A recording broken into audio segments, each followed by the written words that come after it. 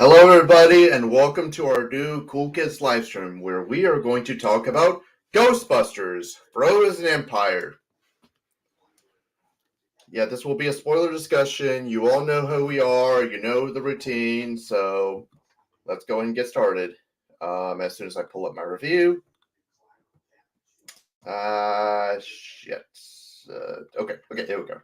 So, I remember when I was like either 6 or 7 years old. My dad got me the VHS of the original Ghostbusters for Christmas, and I fell in love with it since then. I think we can all unanimously agree that the original is still a classic. When it comes to the other Ghostbusters films, there are there's always a divide between fans and critics. Critics tend to hate Ghostbusters 2 and Afterlife and praised that thing in 2016 that we will not talk about, while fans are the complete reverse. You could put me in the fan category. I enjoyed both Ghostbusters 2 and Afterlife, and I refuse to acknowledge that thing in 2016.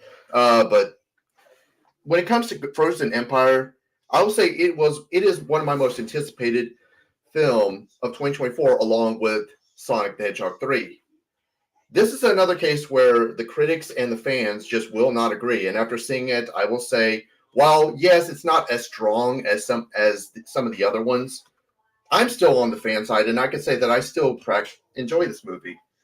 Of course, the film has the same ingredients that worked in Afterlife. The acting from the old and the new cast are very well done. It has some fun action scenes. I love the characters. They work off each other. They have good chemistry. The jokes, for the most part, work. And the villain, while I will say not as strong as something as Gozer, he still gives that kind of eerie presence to him. And I know that haters love to bitch about like a lot of the nostalgic moments that they were so annoying. They didn't really bother me, but that's probably because I was expecting a lot worse. So, I mean, they're still there. Don't get me wrong, but they're still there. But it wasn't as much as I thought it would be, and for that I just wasn't bothered. So, and I also love how they expand more of the lore of Ghostbusters. We see more gadgets, and I love the facility that was used, like at the underground where they keep all of the ghosts imprisoned. Like they're not just using that one storage facility that's about to overload in the firehouse. CGI, for the most part, is well done. I mean, yeah, okay, there's some wonky CGI here and there, but I thought it was well done for the most part. The only big major complaint I could really think of is the pacing. I just feel like it could have been better. It's not bad, but I feel like there were so many slow moments, and there were moments I felt like you could have shaved off just a bit. It doesn't kill the movie, but I think it could have been a little bit better if some of the pacing was a little smoothed out, because there were moments I was getting a little bored here and there, and I just feel like it could have been shaved off a little bit. But overall, I could say, what can I say? This is still a fun movie. While not as strong as what came before it, like with Afterlife and of course the original. I mean, nothing is ever going to top the original. Let's be honest with ourselves. I'd say if you're a Ghostbusters fan, you'll most likely enjoy it. To hell with the critics. If not, or if you're watching movies through a critical eye, like some people in the stream, but we'll get to him soon, then I'd say wait for streaming. I'm so glad that this franchise is staying strong after that thing, and I hope it continues. And with that, my rating is a 7 out of 10. John, the floor is yours.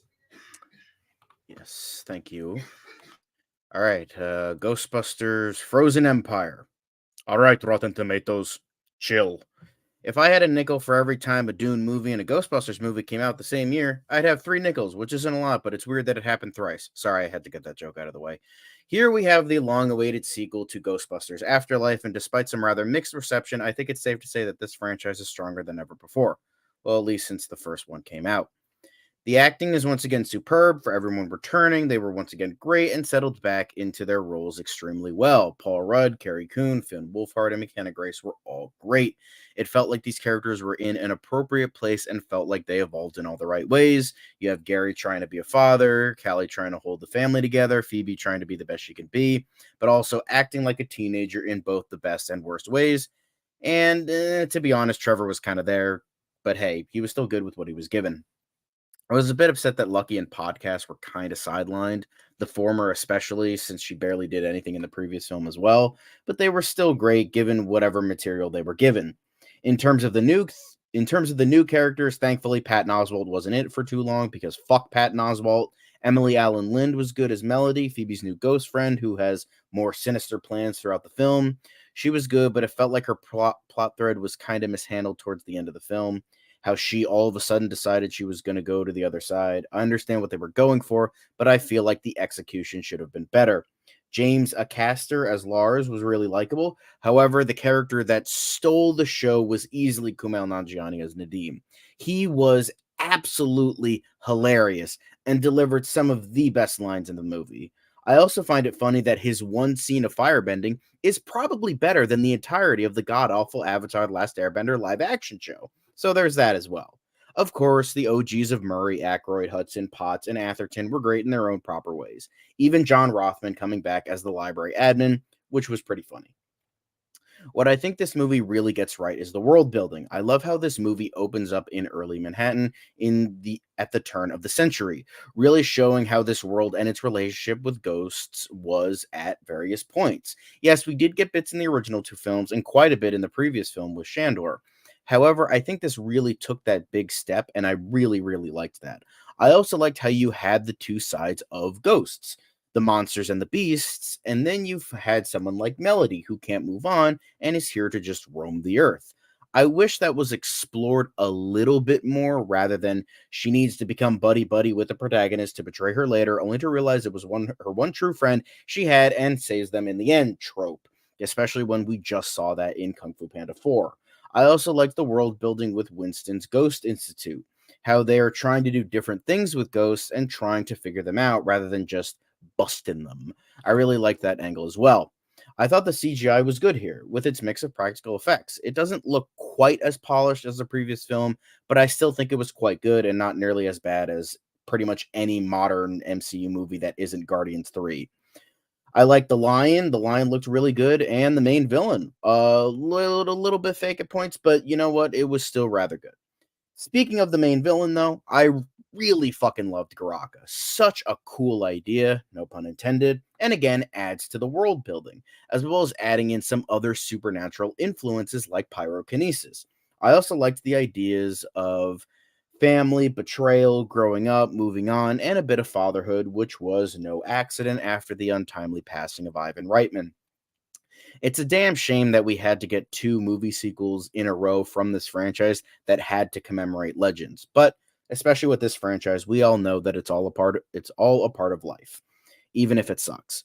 However, considering that Gil Kennan was the director, I loved the horror references that were featured here. From Hellraiser to The Evil Dead to even Saw, I really appreciated that we got those references as well as a darker and more horrific tone.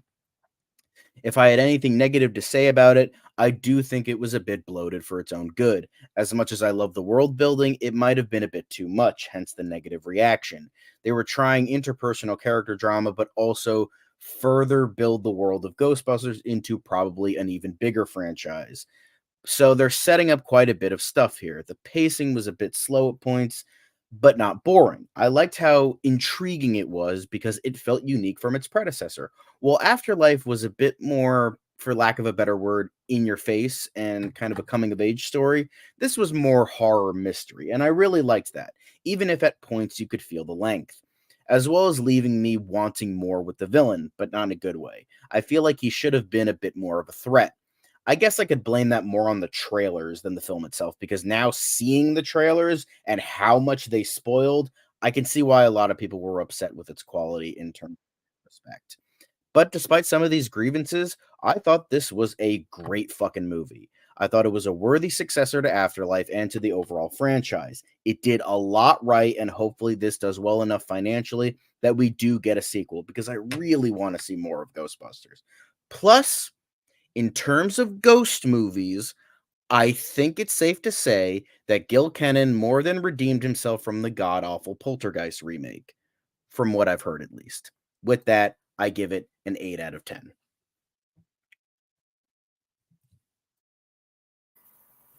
Okay, I can back John up there real quick. The Poltergeist remake is dog shit, and this is total redemption. So, but to start my review, let me pull it up. Growing up, I've always liked the Ghostbusters movies, but I was never a fanatic of them like I am for things like X-Men, Star Wars, Halloween, even Toy Story. But because Ghostbusters Afterlife was so good with its deeper, more emotional story, it pretty much made me into a hardcore Ghostbusters fan almost right away. So going into 2024, this was easily one of my most anticipated releases of the year, second only next to Deadpool and Wolverine. What did I think of it? While not without its flaws, I enjoyed it equally as much as the previous film. Starting off with the positives, one of the things I appreciated right off the bat is how the film does have this darker, more eerie tone. People die in this film, like on screen, where they're being frozen, and even if it's kind of off screen, you see it's implicated that their bodies are shattering. When they're all iced up and stuff. I thought that took balls to show. And the main villain is legit fucking scary, chilling, no pun intended. Perhaps the most intimidating villain that the Ghostbusters have ever faced. But all the while, the film still holds on to that trademark Ghostbusters wit and humor that we all love for the most part. And it never really felt tonally inconsistent, at least for my opinion. Plus, I like the balanced screen time between all the characters, old and new. I like that they're holding true to the fact that the Spangler family from the previous film are taking the reins as this generation's Ghostbusters, while still having to deal with Walter Peck as who returns as we see in this film. And that leads into one of the things I liked most about the movie was with Phoebe's story arc. She's benched in this film because of her young age. And we see how she deals with that. She feels shunned, pushed away. And I thought it was very mature how they handled that. She's very intelligent, but she's still a teenager, like everyone else here is saying. So I liked how they handled that. I also liked how they handled Paul Rudd trying to still be the cool guy, with them, but still be a stern father figure for them. As per the one scene where he kind of snaps her, it's like, wake up, Phoebe. That was another great scene. And another thing regarding the legacy characters is that they do have a larger role here, but I still like how they're used sparingly, satisfyingly sparingly. When they show up, it does matter, and it's not just filler. Even Bill Murray, who definitely has the least screen time out of everyone, which surprised me given how much they were pushing him in the marketing. I will admit that. The thematic elements at play here were also pretty compelling. Being a darker, more serious film, they very maturely delve into themes of forgiveness, moving on, mortality, and death. And while not as moving or emotional as the previous film, it's still effective. But perhaps the most creative element about the film is how it delves deeper into the lore. We get new technology, there's a Ghost Research Center. Those were a lot of my favorite scenes of the movie, just seeing how the one device they have where they can separate the spirits from possessed devices. I thought that was really fucking cool. And as we see later, it kind of feeds into Phoebe's whole story arc with the whole bond that she has with the Melody character. Which I liked Melody's character. I'm seeing a lot of hate for this character and online already, and I frankly don't get it. I thought she was pretty cool. Anything mixed or negative, though, would probably slightly go into the pacing. No actual pacing issues, just the third act feels slightly faster paced compared to the slower build up in the first two acts. Plus, I'm sort of slightly mixed on the uses of Walter Peck's character. Again, William Atherton reprises his role in the first film. Although I will say, after watching it again, it is leaning more mixed towards positive because I did get what they were going for with his scene at the end. He just feeds into the crowd reception, because kind of like what because John actually kind of opened my eyes. It's like it's kind of like feeding into what the first one was like. You as a mayor, you'll be saving the lives of thousands of registered voters. Funny, but overall, like it was still great to see him though. Don't get me wrong, he's still an asshole. He's still got it. So there's no issue with the acting or even the amount of screen time. I do feel like he was in it for the right amount that he needed to be. I just feel like there is something interesting they could explore with what if Peck has a change of heart. Maybe in the next movie if they make another one. We'll see. But again, I do want to state though that I do think it still works as is for how they did it in the last scene of the movie. So yeah, so it's pretty much just personal preference if anything. So you could pretty much call it a nitpick. Overall though, I think this franchise still hasn't lost any of its magic. While there are a lot of characters and plot lines going on, it all balances out with a darker but equally fun, nostalgic story that retains the heart and soul of Ghostbusters. If they're going to keep making them this good, then keep making them. I'll watch them. So with that, my grade is an A and an 8.5 out of 10.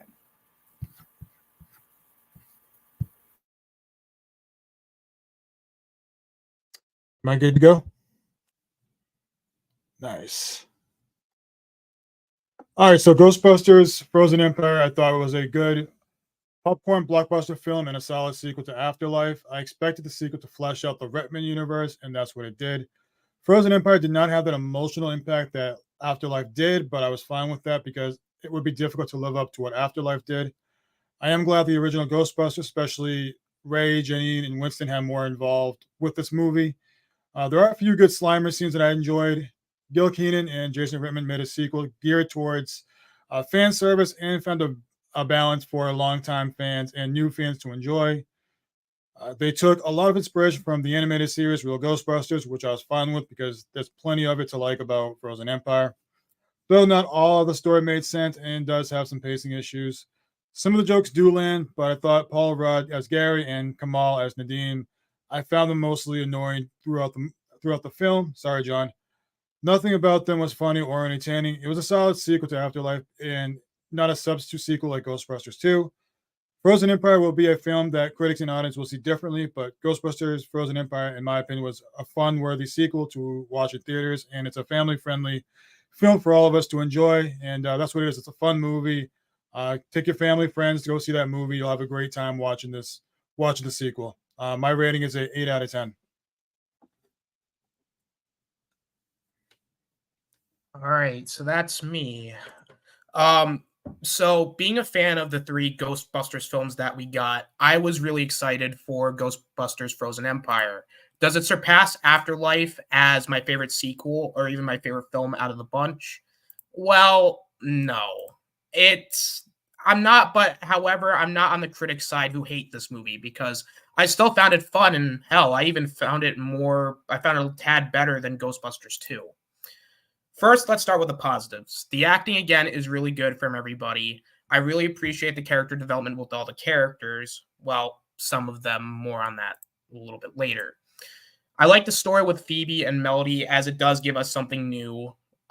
It gives kind of like this series a bit of fresh air because you don't really see this in these movies where you see one of the Ghostbusters befriending a ghost, and even like the Melody character is very fascinating because I think one of you guys brought it up that like for the most part when you see the ghosts, like they're more like antagonists. They're like like almost like monster of the week type of thing.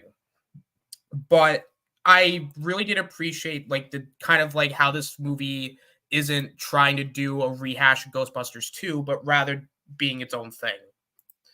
And also seeing Phoebe's like struggling of like being a teenager and being pushed aside is Also, again, very interesting because, again, we haven't seen this in any of the other Ghostbusters films because by the time, we saw the first two Ghostbusters and even, Afterlife, which really wasn't an issue, we actually see like, oh, well, she's not of age. She can't really do all the dangerous stuff. So it was nice seeing kind of like that attention to detail because I mean, granted, I know it's a movie about catching ghosts, but I at least appreciate like a little bit of sense of almost not realism, but like just almost like kind of you know what I mean? Like it's almost like you're trying to put a little bit of logic here.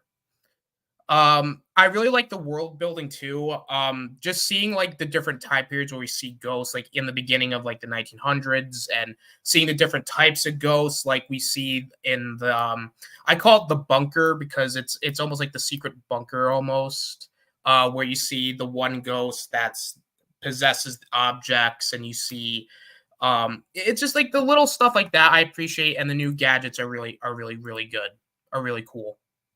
The CGI again looks really good. Again, MCU, take notice. A movie that's cheaper than yours looks better than your $300 million garbage. Moving on. I really like the humor in this. Some of the random humor I thought actually kind of had me chuckling a little bit. I did like the one towards the end where Venkman is just casually pulling out a bottle of liquor that he was hiding in like the one little shelf that was there. I thought that was pretty goofy. Also, John, you're gonna like what I'm about to say next. Pat Oswalt barely being in this movie was actually a sigh of relief because he's a fucking dick. So, fuck you, Patton Oswalt. Kumail Nanjiani as the Fire Lord, Fire Master. He was surprisingly one of the stars of the film. He was very, I thought he was very comedic. I thought he had a lot of great personality. And him like struggle and like him getting like pencils thrown at him to show like the flames. I thought it was pretty goofy, but he added a little bit to the movie. And lastly, I do like that the legacy characters are once again used with respect and actually are used very strongly in the film. Even though Bill Murray's not really in it that much, I think he's only in like 2 scenes, realistically, like 2-3 scenes. But that's more of a nitpick though. However, this movie is not perfect. The pacing for the most part was pretty good for the first 2 acts, but the third act felt very rushed at points. Like I really wish that maybe they could have had it go on a little bit longer to maybe give the main villain a little bit more like of an intimidation factor, which I thought the villain was cool, but the third act, because it ends so quick, you don't really have a lot of time to really make it believable that, oh, he's gonna do it, guys, he's going to win. But instead it kind of felt rushed a little bit. Speaking of, while the villain was cool and seeing him freeze, the proton streams, I was not a fan of his design. Like, his design literally gave me 2017 Steppenwolf in Justice League 2017 vibes. Not a good thing. I mean, granted, he looked a lot better than Steppenwolf in 2017, but not saying much. Also, some of the other characters were not used very much. Like a couple of the newer characters, like Podcast, and even I think it's I think her name is Lucky, I believe.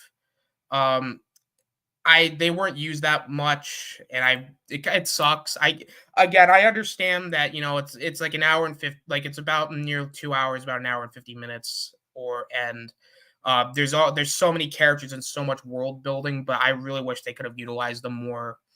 But other than that, I mean, it's fun. It's a fun movie.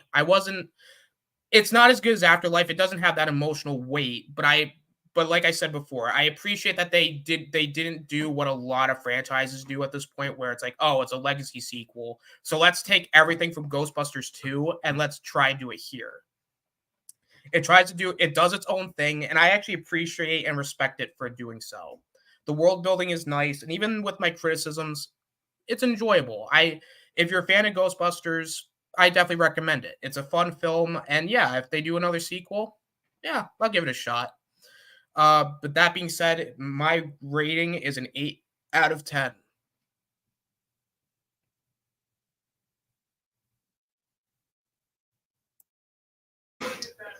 Mark, you ready? Okay. Yeah, I'm ready. That's fine. While I can't say this was as good as Afterlife or the original, it was still enjoyable enough. The plot was pretty good. I found it to be a nice throwback to the original, a mystery as to who or what was inside the mysterious orb. They made good use of the ensemble cast in this regard, giving everyone a role, even if some roles were bigger than others. The plot focused mainly on McKenna Grace's Phoebe, which is honestly understandable since she's the best and most popular of the new characters. I really love the cute implied lesbian love story between Phoebe, who still rules, by the way, and the ghost teen, Emily Allen Lynn's Melody, even if it was kind of dumb that they were just having a chat while our family was fucking dying. Upstairs. Still, it was a nice subplot, and it made sense to attack the formidable Phoebe where she is most vulnerable, her heart. Yes, she's highly intelligent, but she is still a 15-year-old girl, after all, struggling to find her place to the world like every other adolescent. There were admittedly some pacing issues, but I felt they were relatively minor as a whole. They detracted some, but not too much. Another weakness, well, it did have some good laughs. There were some that I was the only one who laughed at. You had to have grown up in the 90s to get the evil Spin Doctors CD joke, because the Spin Doctors were fucking horrible. The laughs were a bit too few and far between, honestly. It's definitely not as funny as its predecessor or even part two, but it's still quite humorous. Much of this can probably be laid at the feet of the distinct lack of Bill Murray, whose absence, at least until the final act, is felt throughout most of the film. Camille Nanjiani does his best, and he proved to be a welcome addition in this regard, however. He took up much of the slack, even if I can see why some might find him annoying. No, I don't mind that he's essentially a firebender, because it made sense to show that ghostbusting has a much longer and richer history than our plucky band of late 20th and early 21st century heroes. I wanted more of Finn Wolfhard's Trevor facing off against everyone's favorite spectral dumpster, Slimer, because I felt there was a lot of unexplored comedic potential there. As to the member berries, absolutely none of this bothered me in the slightest. In fact, I found it to be used quite well. It was nice. They were going back to the old firehouse in New York City after all, so I really don't know what people expected. It was nice to see Dickless, especially since this man still has no dick. The original cast was used appropriately, even with the aforementioned lack of Bill Murray until the final act. I honestly found this film as a whole to be I found there to be a nice balance in this film between the member berries and having a brand new plot and focusing mainly on the new characters with the assistance of the old. And I felt it was integrated quite well in that regard. So overall, I felt this was a pretty solid film. Not a great film, but still a very good one, an enjoyable one. And I would put it about the same level as Ghostbusters 2. So I give it a very enthusiastic 7 out of 10.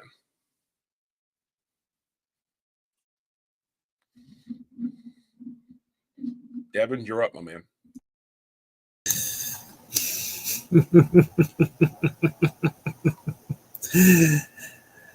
Well, hate to kill the positive vibe here, but it is what it is. I'm honest with my reviews. I'm no Chris Stuckman. Before I get into my thoughts on this movie, I will give my quick thoughts on the previous Ghostbusters movies. The original is one of my favorite movies of all time. I actually enjoyed the second movie. I really don't understand the hatred for it. I still don't. I have not seen the 2016 thing that doesn't exist because, fun fact, that was my first official entry in my graveyard list. I'm still keeping it like that. And I thought Afterlife was great. I still think it's great. So I was excited for Frozen Empire. And despite the mixed reviews, I was still optimistic. The reviews for Afterlife were mixed. We all love that movie. All my friends like this movie. So I figured I would follow suit. Unfortunately, I have to be the odd man out. I was pretty underwhelmed. I don't hate it like other people. I don't think it's nostalgic garbage. I don't think it's not going to remember it in T-minus 1 day. But I'd be lying if I said I liked it. There are positives here. Acting, with one exception, is still very good. Phoebe is still hilarious as always. Paul Rudd is funny. I especially loved Ernie Hudson and Dan Aykroyd here. Like their scenes together, their scenes were definitely a big highlight for me. There's a lot of nice moments between the characters. I loved the scenes of the family bonding. Paul Rudd trying to be the new stepdad for the family. I did think the movie was really funny. I think my favorite running jokes were the possessor ghost and how it turns into like a chair or a broom and it's just banging on the window. And he tells it, if you be good, I promise I'll get you a tennis ball. Like that was really funny. I loved whenever Phoebe was about to curse someone out and just immediately abruptly cut to the next scene. I'm like, oh my god, like I can only imagine what will come out of that little girl. What words will come out of that little girl's mouth. That action scenes are a ton of fun. There were some cute Easter eggs here and there. And I loved the ghost effects in this. I thought they all looked great. And I noticed Slimer, he looked like a mix between practical and CGI. I could be wrong on that. And I love how this movie officially confirmed that Ghostbusters 2 is canon. Because honestly, I thought Afterlife erased it. Now, why don't I like this movie? First off, I thought the pacing was pretty bad. First half dragged so much, and the last half felt very rushed. There was too much sidelining characters and then just bringing them back in when the plot demands it. If you take out Trevor, Podcast, Lucky, and especially Peter Venkman, nothing would change. I thought, come on, man, Johnny was very annoying. Maybe John is right. I probably do have an issue with plucky comic relief characters because this dude annoyed the fuck out of me. The subplot with Phoebe and the Ghost Girl was very unnecessary, was very predictable and generic, and honestly, that could have been cut for time. I did feel that member berries were a bit too much at times, and I felt because like with Afterlife, there was a good balance between the story and the nostalgia. In fact, I'm someone that thinks Afterlife is one of the many examples of nostalgia done right. Here, it was a little abundant, and it was like, oh look, it's this. Oh look, it's this. Do you remember this? Look, it's the library ghost. You remember her? You remember her, right? That's. I'm like, yes, I remember. Don't gotta shove it in. And also, of the three movies, I felt the villain in this was pretty weak. It's just another empty CGI threat that the villains that the heroes have to fight. That's just shoved in at the last half. It's just another boring, empty CGI threat for the Ghostbusters to fight. He is not Gozer, and he is not Vigo. Overall, I wanted to love this movie, but sadly, I didn't. I know you guys are going to kill me right now. Zach already told me he put me in his raging dumpster fire list. If this movie was more focused and wasn't such a mess, I would have been on my friend's side. But it is what it is. If you're a diehard fan, you would definitely love this. Or you might be on my side. But honestly, I'd say wait for streaming on this one. Maybe a third one will improve some of my issues. I mean, I hope there's a third one. I want to see these characters back. But unfortunately, I have to give this movie 5.5 out of 10. And with that, I will take my Phantom Zone. And for the record, you are not in my I was gonna say because you said so.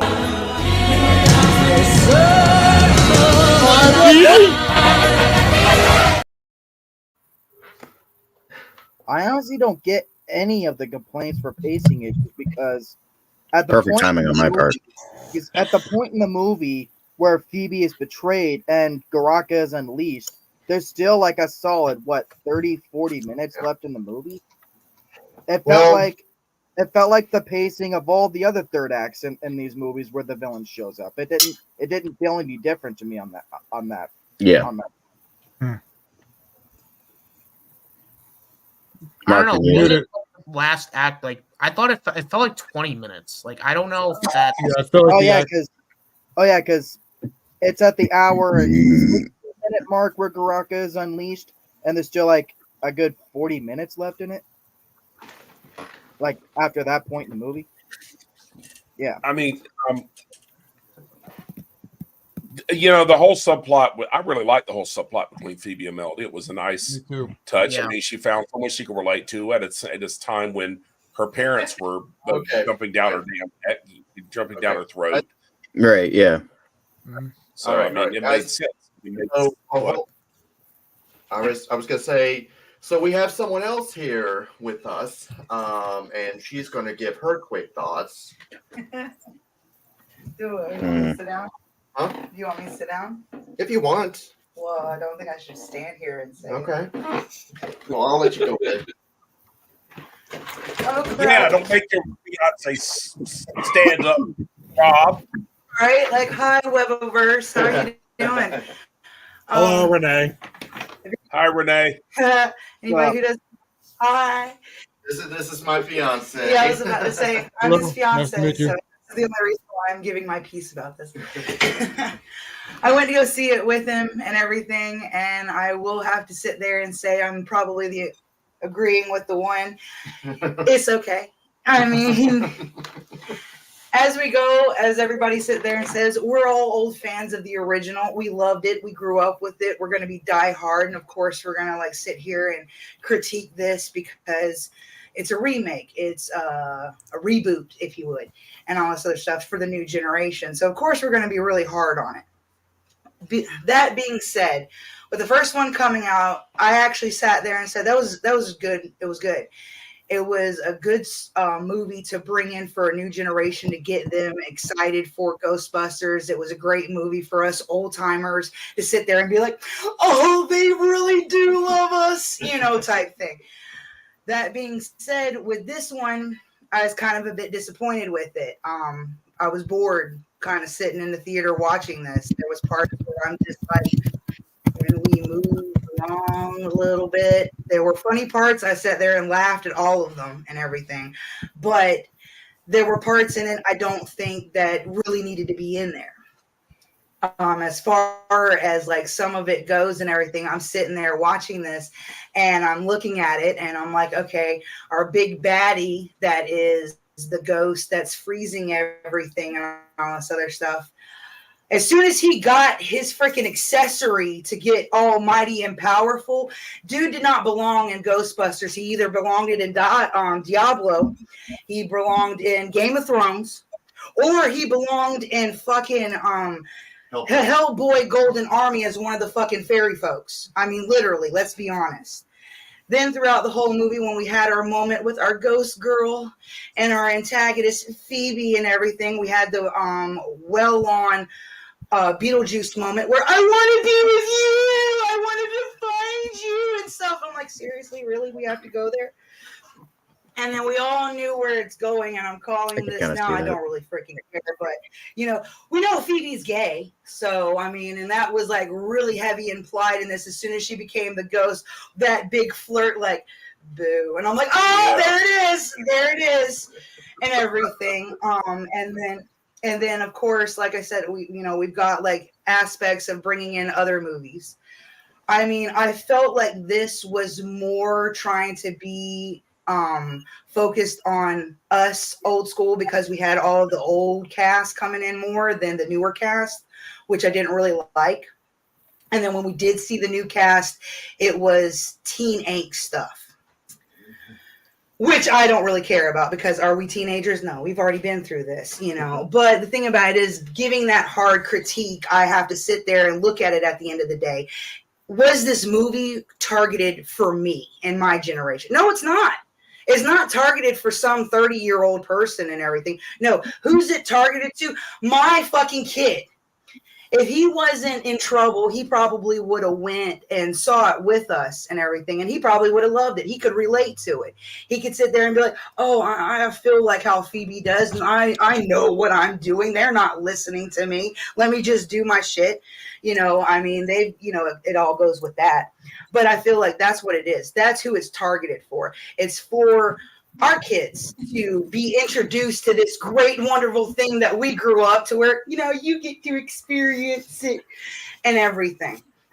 And then, when you look at it, like, if you think back to it, remember all the cartoons we used to always watch? We died laughing, and then there would be parts where our parents are sitting there giggling at it. And we're like, well, what's so funny for you? Grow up as an adult, we get those adult jokes, that were hidden in the cartoon for our adult amusement and everything. So this way, while we're watching it with the kids, we get a little chuckle and laugh. That's what this was. I laughed at the funny parts. I wish there was more with podcasts because he was my favorite in the other one. I loved him because who doesn't love the nerdy tech dude? I mean, come on, and everything. So we've got that. But I do wish it was more of the original, like, the new cast coming in instead of being more focused on Ray and him not wanting to let go of the Ghostbusters, and then the whole, like, hey, here's the improv, here's our new facility. We made a new containment thing. Well, what the hell are you telling people this? Why is it a secret? These are the new Ghostbusters. Should they know where to put these ghosts? I do have to sit there and say I am mad that fucking Cthulhu is captured and in a freaking containment unit. How dare they? How dare they have Cthulhu up there? But I mean, as far as it was an okay movie. If I had to give it a rating, it would be like a 6 out of 10. Like I said, it wasn't for me. It was for my son, for younger generation and everything like that. That's what it was for. I'm sure they're gonna love it. My son, he's excited to see it, and I'm sure like when he finally does get to see it, he'll be all like, "Oh my god, I love this movie! It's so good and everything." I mean, that's who it's for. So, I mean, as far as it goes, it entertained me to the point where it needed to. Was I disappointed with it? Yeah. But again, I have to keep reminding myself, well, were you the target audience? No. So, maybe my critique is, or, my thing is a little more harsher, but, like I said before, we grew up with it. Of course, we're going to be a little more hard on it because we want it right. And if they're not going to do it right, we're going to give them hell for it. So I guess, that's my piece on it. Okay. So I'm sorry. No, you're fine. You're fine. You're fine. You did good. Thank you, Renee. You had a lot to say. Thank you. Renee. You're We may not agree on Gone with the Wind, but we can agree on this. But I'm the old. Yeah, that's the thing that makes me laugh. Gone with the Wind. That's like a. Gone with the Wind is a great film. It is. I don't deny it's not problematic. All right, Devin, enlighten us. So could be true. How It just- is Bill Murray superfluous to this movie? He doesn't really do anything. Thank He's you. Bill Murray. He doesn't fucking need a reason. It's Bill Exactly, yeah. fucking Murray. Why do you need a reason for Bill Murray John to be said, yeah. there? Like, Exactly. really? Oh, what? Like, come on. I mean, I was just happy he was there, and I had a big smile because it's Bill Murray about to do It's Bill Bill Murray. Yeah. Why the fuck Yeah. do you need a reason to see Bill Murray? Honestly, it's Bill fucking It Murray. would have taken away from him to have too much Bill Murray in there. Honestly, thinking Yeah. about it now, it made sense to save him for the third act. I mean, shit. Yeah. know, I mean, because Bill Murray and was plus they had him Yeah, I'd agree. interviewing Kumail Nanjiani. There was that as Mhm. well. exactly. Because the thing is, Right. because the reason of that is Afterlife was the movie that was the bridge between the older films, and so you had the heavy reliance on those Ghostbusters in that final act, but now it's on the fucking new characters. Sure, we're gonna constantly see these guys, but they're not the Ghostbusters anymore. Sure, they'll suit up and help out, but they're not the Ghostbusters anymore. Right. And then on Yeah. top of that, what's so funny? Yeah, Oh, this is exactly. a movie for the new generation. Yet the oldest person here loved it, and the youngest person here didn't like it the most. How the fuck does that make sense? Austin's younger than me. One of the youngest. You're the second youngest. I'm Whatever. But 25. Third. I'm 25, so I don't know. yeah, I'm not- Zach is older than you. Jay though. is not here right now, though. Yeah. Zach is older than me by a month. But Yeah.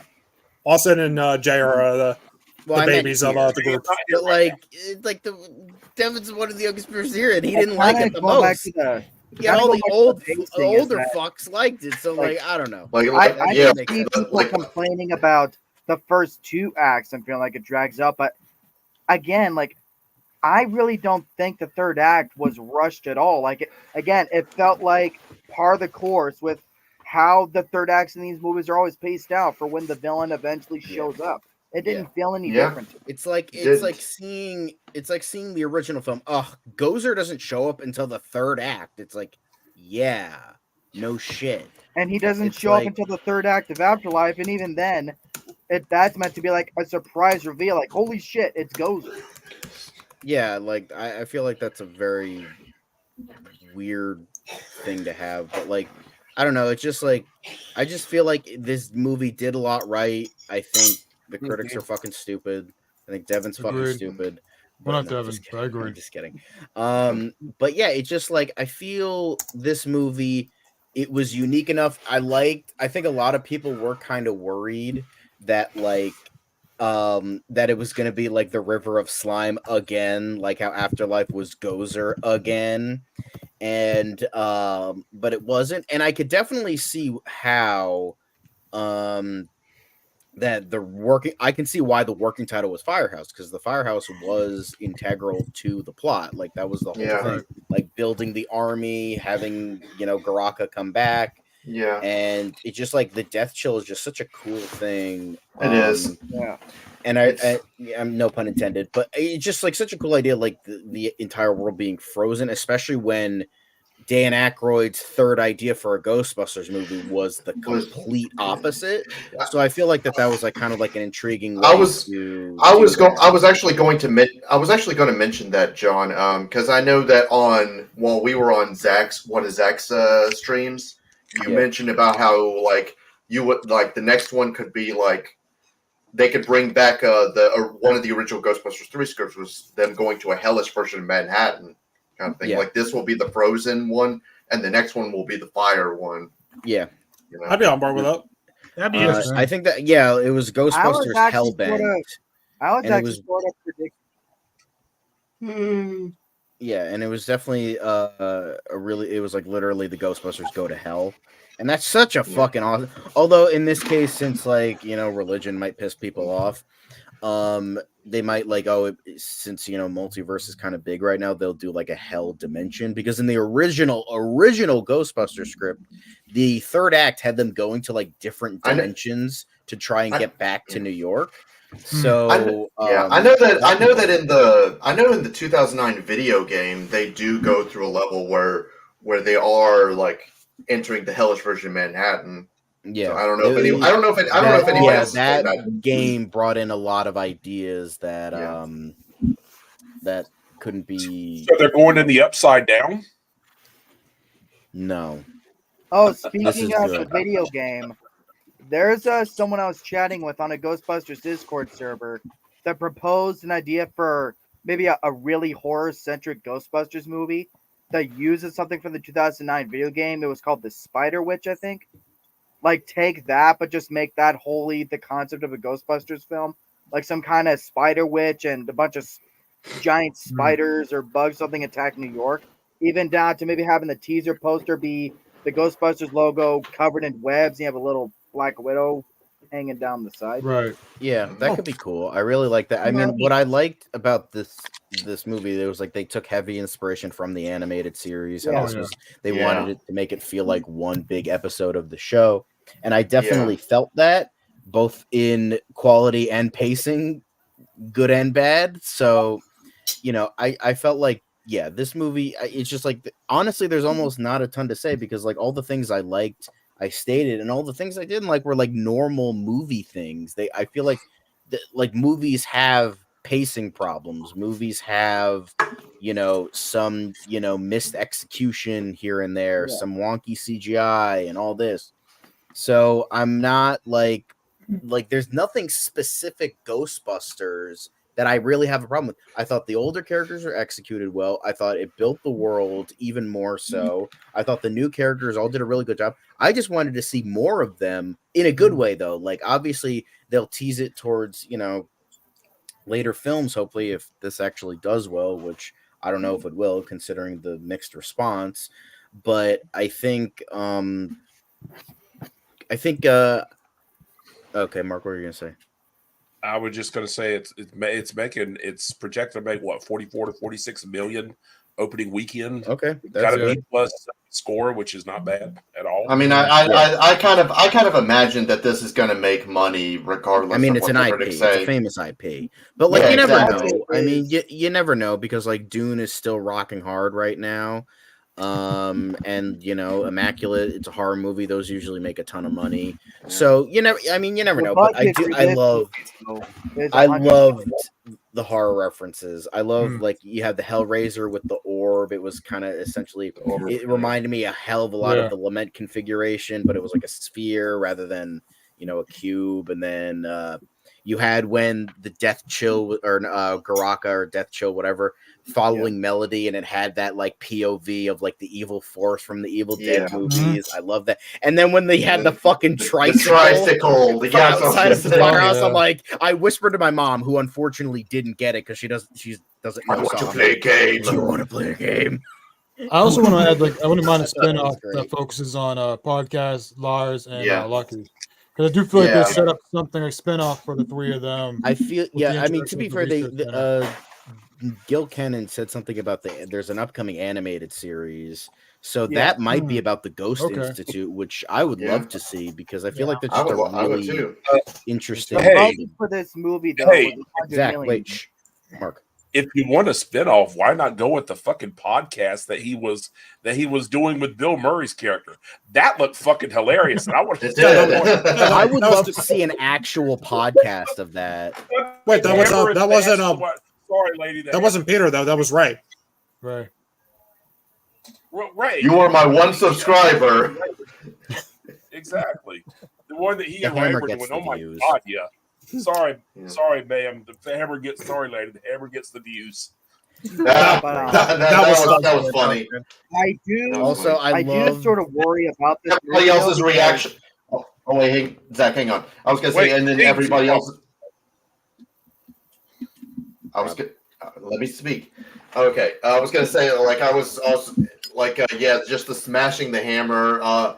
The hammer gets the Oh. views, and then like everybody online is just like,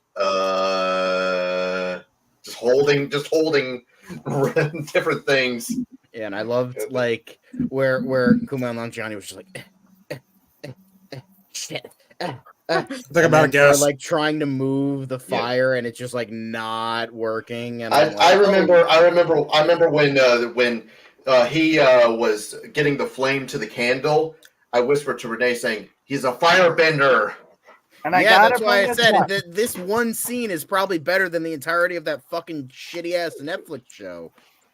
Don't get Jay started, but I gotta bring this up though. Like we talked about it backstage, but now that Austin's here, let's see what he thinks. There was a review that I was reading on Facebook last night, and it was the honest to God dumbest fucking review I've read for this movie so far, where the dude was literally comparing it to Halloween End, saying, whereas the Corey storyline in that film hijacks that story, and as a result, it doesn't feel like a Halloween film. The whole idea of giving Kumail Nanjiani fire powers in this film makes it not feel like a Ghostbusters movie. So why still have the Ghostbusters around when it's solely up to him to save the day? The Ghostbusters were useless in this film. they were irrelevant. That's fucking stupid. Yeah, that's really Wait. Let me see if I could. Really? Wait. Let me see if I could get it. Here it is. That's stupid. Really stupid. I mean, to be fair, I may not love this movie, but I wouldn't go as far as to put it in the same sentence as that thing. Yeah, no. Like, Like, yeah, the fire bending was weird, but it still felt like a Ghostbusters film, and they still contributed to the Yeah. story and the plot. Like, yeah, I feel because like Ray, yeah, because like absolutely. Ray had the idea to contain Garaka in the now empty containment unit, so they had something to do.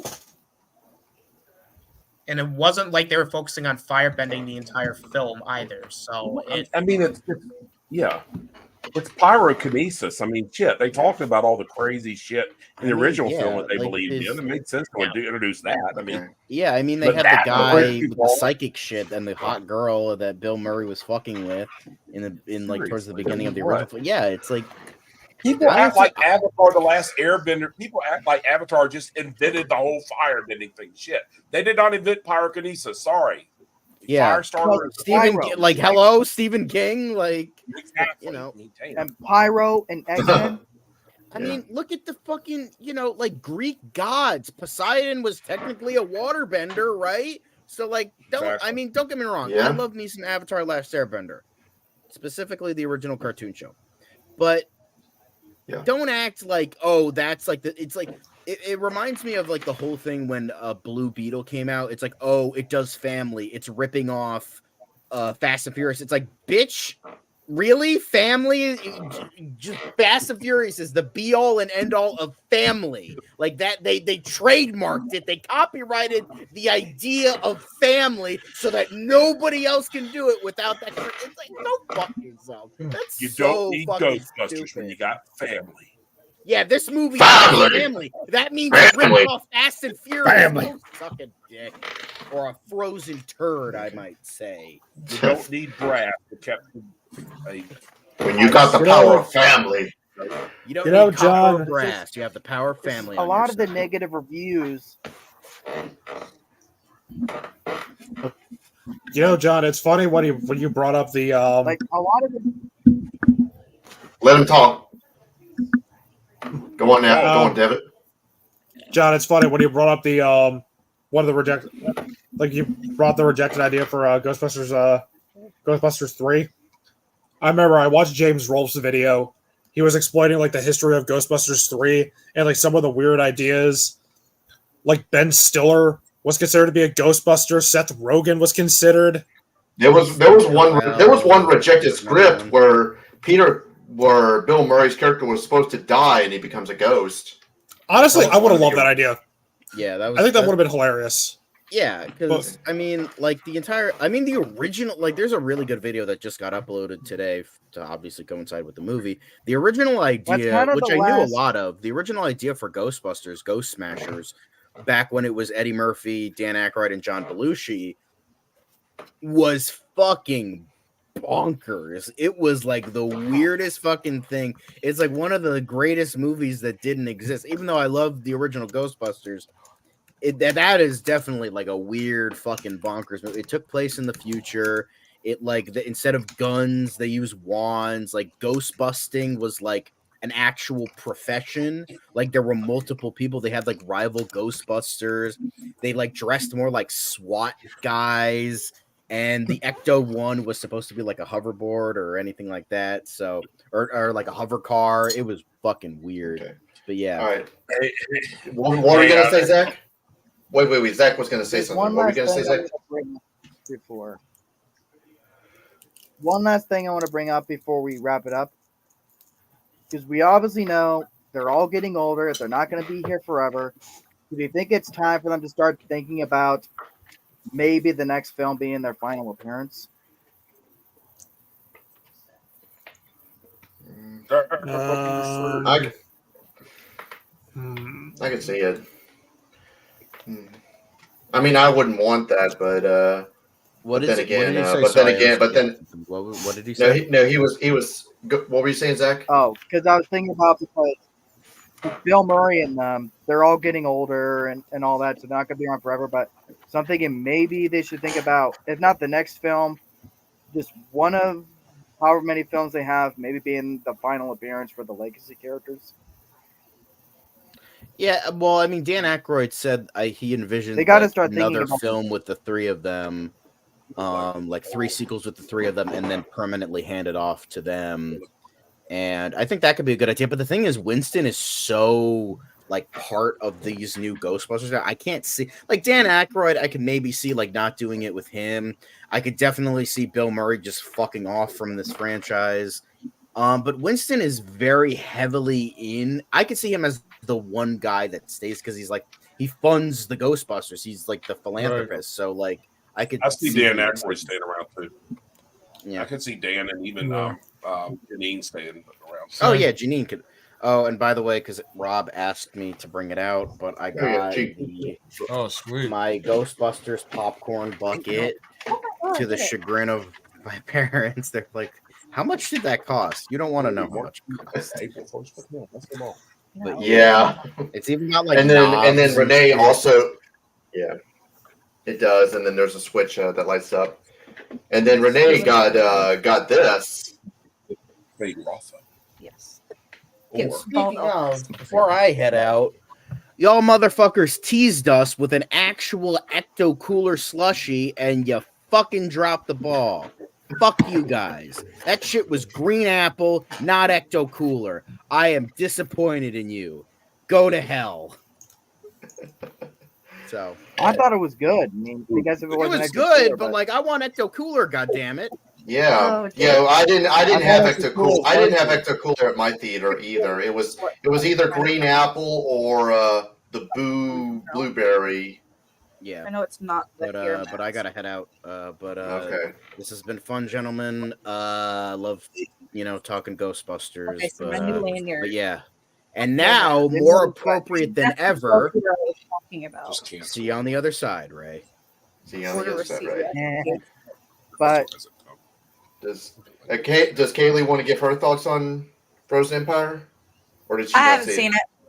Oh, I okay. She hasn't seen it. No. She went up to camp she was supposed to work at camp this weekend, but she actually quit. I quit. I feel pretty Yes. good about it, considering Yeah. how much I like camp. I was like, I just feel Yeah, like I'm so done. yeah, So- the Girl Scout camp where she worked this past summer. I'm where thrown she out of it. was going to work this summer, but I mean, yeah, she went up there and they were like, treating her like shit. So she fuck It's this. not even that they treated me like shit. It's You not just- even that made me want to quit. I mean, I was just kind of like, Yeah, but I mean, it's also that she has not had Okay. a summer off in like 6 years. 6 years, really, literally. So Yeah, because would this like a girl summer went to off. school through the summer and worked during the summer.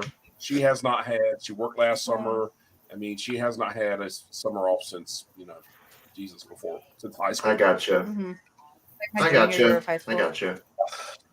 She needs Alright. one. So Yeah. I told her I'm she'd gonna like. I watch think it. she'd like it though. Okay. Yeah. Does anyone else have anything else to say for Frozen Empire before we wrap it up? the Good critics are wrong. No, we're good. Go see the movie. Yeah. Watch it. Yeah. Hey, see let, it. let me see if I can get Jack in here. Do you want to give your son on Ghostbusters? What did you think about Ghostbusters?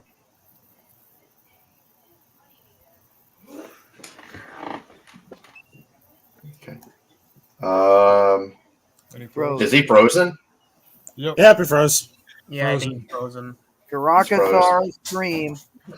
I was gonna say first I was frozen, and then now Mark's frozen. I was Garakazar frozen frozen. today. He's just Look looking in North like Carolina, this. guys are frozen. I know, right? And it's weird that the two people from the south are the ones that are the frozen one when it's usually hot as hell over here, and Makes the you wonder, winters though, aren't that bad. Can the stakes really get bigger than something like Garaka? I don't see how you could get bigger. You could. I mean, like the hell idea would probably mean like you raise the Yeah. stakes properly. Okay. And there is a way to do it. So I mean, Yeah. I just think the Alright. next time they got to take their time writing the script, not rush it up. 'Cause Yeah. I know Sony was wanting a second one, a sequel right away, so that was the other part of it. Yeah. So they can get at least a 3-year max to like really figure the script And this out. one definitely wasn't rushed. Like yeah, and they definitely didn't fast track this one because this one took like 3 years to do. I So probably, they definitely took I their pro- time with it. yeah, I probably would say it took maybe a little bit longer because remember, Afterlife was supposed to come out in 2020, and then it got delayed because of the COVID pandemic. Yeah. Mhm. So I would say even longer than 3 years. Yeah, I mean, I just want them to like come back with a story they want to tell, and not just have another Ghostbusters movie without It was like good. something. Did Jack want to give his thoughts? Oh shit. Yeah, did Jack want to give his thoughts real quick, Mark? Jack, you want to tell us your thoughts? What did you think of the movie? I didn't hear you. It was good. It was good. He said it was great. He really liked And he makes it. it. Yeah, that's it. That's as much as you'll get. And with it. more important news, I got him a tutu. She got a cat. Boom. I don't know where any. I know Washington was here earlier. I don't know where he went. Tuxedo cat like you. But anyway, Kitty. It'd be your It's Yeah, the cool like- kid cab hour.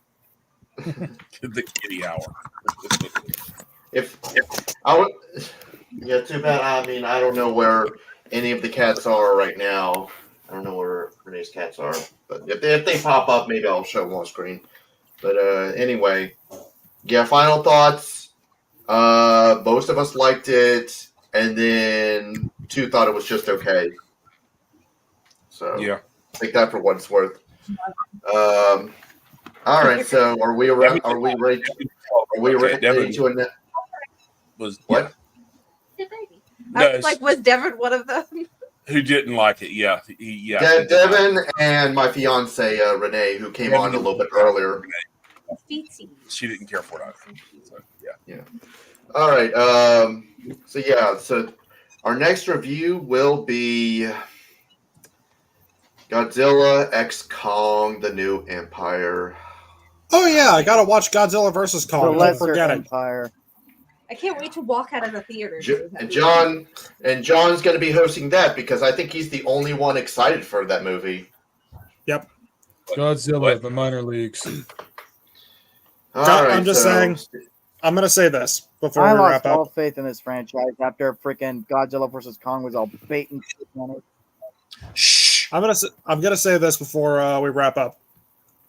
Godzilla -1 makes the entire MonsterVerse look like fucking Cocomelon. Thank you. Honestly, Absolutely. I thought of what it reminded me of. Like I looked at the poster, I'm like, wait a second. You know what this reminds me of? The fucking Bayverse Transformers. The Bayformers. It looks like a Michael Bay movie. I mean, they get Michael Bay vibe. That shit. That's about Can the we level. just at this point? Excuse me. At this point, can we just make a law saying that only Japan is allowed to make Godzilla movies? Yes. Yeah. That the Americans cannot touch it because we haven't had a good Godzilla movie. Yeah, exactly. Ever. So Nope. all right. So anyway, yeah, stay tuned for that. So until then, we will see you next time. Bye. Bye, everybody.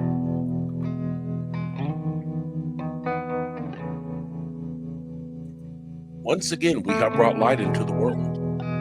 Welcome, America.